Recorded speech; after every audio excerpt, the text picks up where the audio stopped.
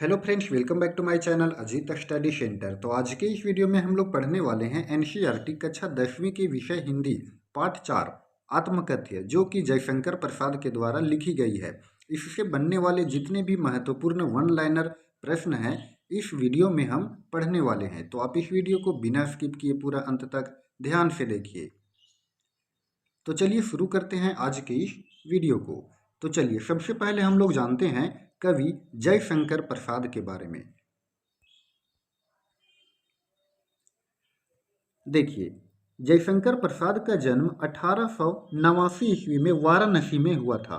काशी के प्रसिद्ध queen's college में वे पढ़ने गए, परंतु स्थितियां अनुकूल न होने के कारण 8वीं से आगे वे नहीं पढ़ पाए। मतलब कि जयशंकर प्रसाद का जन्म 1889 ईस्वी में हुआ था। कहाँ पर हुआ था?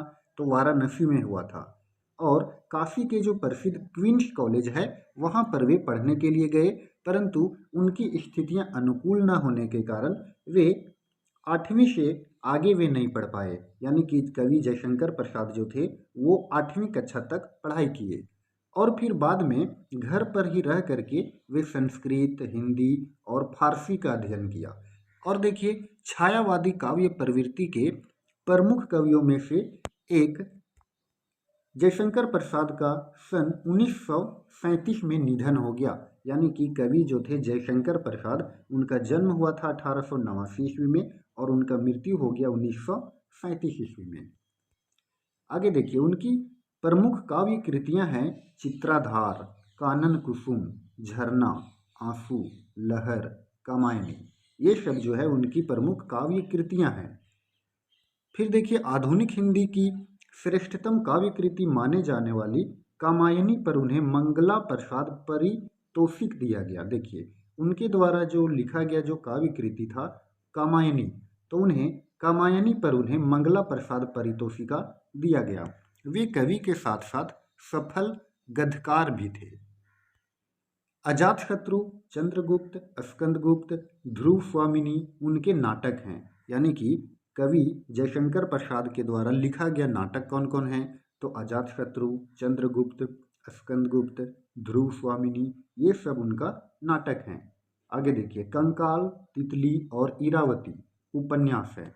कंकाल, तितली और इरावती क्या है? उपन्यास है।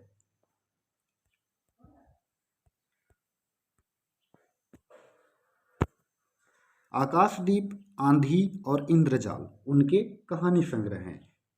कवि जयशंकर प्रसाद के कहानी संग्रह कौन कौन हैं? तो आकाशदीप, आंधी और इंद्रजाल। चलिए आगे हम लोग पढ़ते हैं। प्रसाद का साहित्यिक जीवन की कोमलता, माधुर्य, शक्ति और ओज का साहित्य माना जाता है।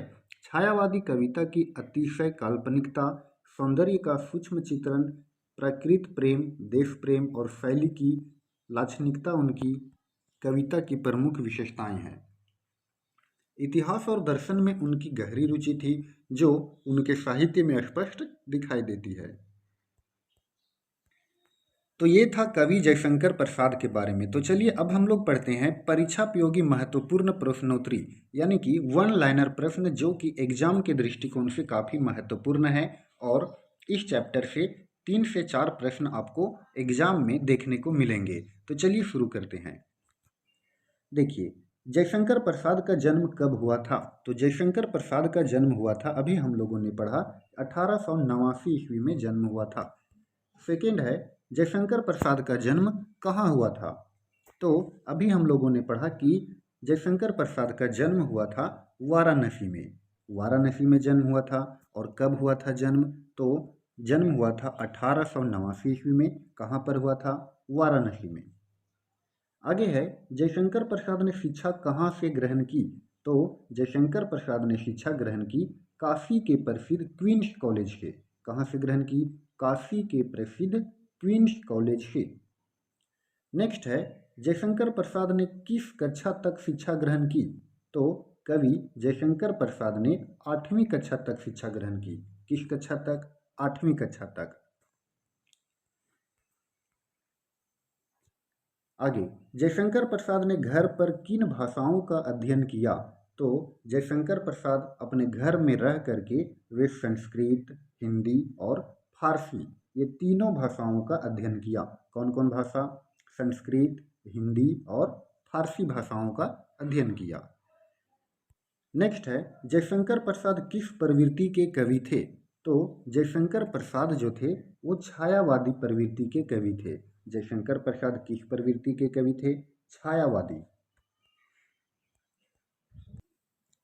नेक्स्ट है, जयशंकर प्रसाद की प्रमुख काव्य कृतियां हैं झरना, आंसू, लहर, चित्राधार, कानन कुसुम, कामायनी इत्यादि। जयशंकर प्रसाद की जो प्रमुख काव्य कृतियां हैं वो कौन कौन हैं? तो झरना, आंसू, लहर, चित्राधार, कानन कुसुम और कामायनी इत्यादि हैं। आगे है, किस रचना के लिए जयशंकर प्रसाद को मंगला प्रसाद पारितोषिक दिया गया? तो किस रचना के लिए कवि जयशंकर प्रसाद को मंगला प्रसाद पारितोषिक दिया गया था? तो किसके लिए दिया गया था? कामायनी के लिए। कामायनी के लिए मंगला प्रसाद पारितोषिक जयशंकर प्रसाद को दिया गया था। नेक्स्ट है, जयशंकर प्रसाद द्वारा रचित नाटक कौन कौन से हैं? तो जयशंकर प्रसाद के द्वारा जो रचित नाटक है वो है ध्रुव स्वामिनी, अजातशत्रु, चंद्रगुप्त, स्कंदगुप्त। ध्रुव स्वामिनी, अजातशत्रु, चंद्रगुप्त और स्कंदगुप्त हैं। चलिए आगे हम लोग पढ़ते हैं। जयशंकर प्रसाद के उपन्यास कौन कौन से हैं? तो जयशंकर प्रसाद के जो उपन्यास हैं वो हैं कंकाल, तितली, इरावती। कौन कौन है? कंकाल, तितली और इरावती। नेक्स्ट है, जयशंकर प्रसाद कृत कहानी संग्रह है। तो जयशंकर प्रसाद के द्वारा लिखा गया जो कहानी संग्रह है वो कौन कौन है? देखिए, आकाशदीप, आंधी और इंद्रजाल। आकाशदीप, आंधी और इंद्रजाल है। नेक्स्ट है, जयशंकर प्रसाद की मृत्यु कब हुई? तो जयशंकर प्रसाद की मृत्यु हुई थी 1937 ईस्वी में और जन्म हुआ था 1889 ईस्वी में। आगे है, पहली बार किस पत्रिका में आत्मकथ्य का प्रकाशन हुआ? तो पहली बार आत्मकथ्य का प्रकाशन हुआ था हंस पत्रिका में। कब हुआ था? 1932 ईस्वी में। हंस पत्रिका में हुआ था 1932 ईस्वी में जयशंकर प्रसाद के द्वारा लिखा गया कविता आत्मकथ्य का प्रकाशन। नेक्स्ट है, हंस पत्रिका के संपादक कौन थे? तो हंस पत्रिका के संपादक थे मुंशी प्रेमचंद। हंस पत्रिका के संपादक कौन थे? मुंशी प्रेमचंद। और इसी पत्रिका में कवि जयशंकर प्रसाद के द्वारा लिखा गया आत्मकथ्य कविता प्रकाशित हुआ था। आत्मकथ्य में कवि ने किन कारणों का वर्णन किया है? तो इस आत्मकथ्य कविता में कवि ने किन कारणों का वर्णन किया? तो अपनी आत्मकथा न लिखने के कारणों का। किन कारणों का वर्णन किया? तो अपनी आत्मकथा वे क्यों नहीं लिखना चाहते हैं, इन कारणों का वर्णन किया है कविता आत्मकथ्य में। नेक्स्ट है, कवि अपनी आत्मकथा न लिखने का मूल कारण क्या मानता है? तो कवि जो हैं जयशंकर प्रसाद वो अपनी आत्मकथा नहीं लिखने का मूल कारण मानते हैं जग हंसाई, क्योंकि उन्हें लगता है कि जब हम अपनी आत्मकथा को लिखेंगे और जब लोग इसको पढ़ेंगे तो लोग जो हैं वो हंसेंगे, इसीलिए जग हंसाई। नेक्स्ट है, प्रथम पद में मन की तुलना किससे की गई है? तो प्रथम पद में मन की तुलना की गई है भौरे से। किससे की गई है? भौरे से। चलिए नेक्स्ट है, कवि अपने जीवन को किसके समान मुरझाया हुआ बताता है? तो कवि अपने जीवन को झड़ती पत्तियों के समान मुरझाया हुआ बताता है। किसके समान बताता है? झड़ती पत्तियों के समान मुरझाया हुआ बताता है। आगे है, किसके नीचे हर पल अनगिनत जीवन का इतिहास बन और बिगड़ रहा है? तो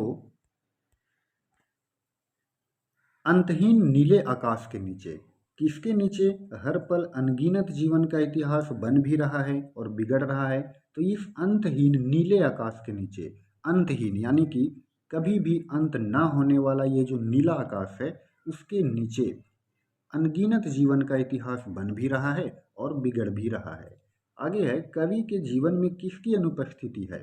तो कवि के जीवन में सुख तथा प्रसन्नता की अनुपस्थिति है। चलिए आगे है, कवि का जीवन किसके समान एक छलावा है?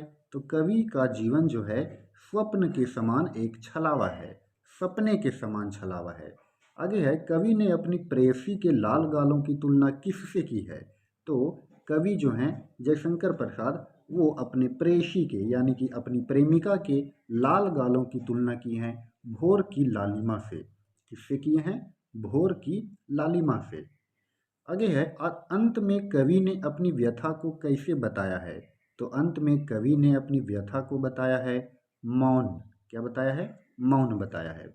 आगे है, आत्मकथ्य कविता की प्रवृत्ति कैसी है? तो आत्मकथ्य कविता की प्रवृत्ति है छायावादी। आत्मकथ्य कविता की प्रवृत्ति कैसी है? छायावादी। तो फ्रेंड्स, ये था आत्मकथ्य कविता से बनने वाले सभी वन लाइनर महत्वपूर्ण प्रश्न। आशा करते हैं कि आपको ये वीडियो पसंद आया होगा। तो आप इस वीडियो को लाइक कीजिए और अपने दोस्तों के साथ शेयर भी कीजिए। चैनल पर अगर आप नए आए हैं तो चैनल को सब्सक्राइब भी कीजिए। धन्यवाद।